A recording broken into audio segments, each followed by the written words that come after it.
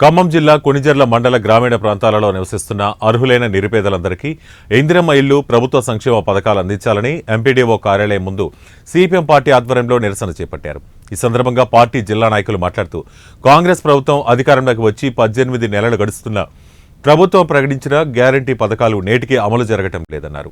పేదలు ఇల్లు లేక సంక్షేమ పథకాలందక తీవ్ర ఇబ్బందులకు గురవుతున్నారని విమర్శించారు. ఉపాధి హామీ పథకంలో పనిచేసిన కూలీలకు వెంటనే బిల్లులు చెల్లించాలని డిమాండ్ చేశారు.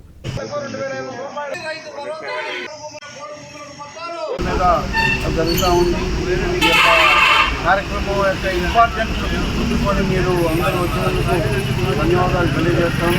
మన నాయకులు చెప్పారు ఎన్నో సమస్యలు, ఇక్కడ ఈ సమస్యలన్నిటిని గురించి కూడా మండలంలో ఉన్నటువంటి ఎంఈఓ కార్యాలయంలో సూపరింటెండెంట్ గారు వచ్చి ఇవాళ ఇప్పుడు వినిపోయింది. మేము మరి మండలంలో అన్ని గ్రామాల్లో కూడా పారిశుద్ధ్యానికి ఎలాంటి డోకా లేదని చెప్పారు. మరి మనం ఉన్నటువంటి ఎండిఓ ఆఫీస్లోనే ఆ మురికుంటలు ఏంటి, ఆ చెత్తాచెదారం ఏంటి, ఇక్కడే వాళ్ళు శుభ్రం చేయాలి. మేము గ్రామాల్లో శుభ్రం చేసినామని చెప్పేసి చెప్తా ఉన్నారు.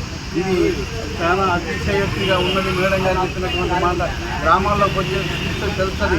వర్షాకాలం సీజన్ స్టార్ట్ అయితే పల్లెలకు పల్లెలు, గ్రామాలకు గ్రామాలు ఎక్కడికెక్కడికే రోగాల బారిన పడటం సత్యం. వీళ్ళు ముందుగా మేల్కొని గ్రామాల్లో పారిశుద్ధ్య సమస్యలు పరిష్కరించాలి, వీధి లైట్లు వేయాలి.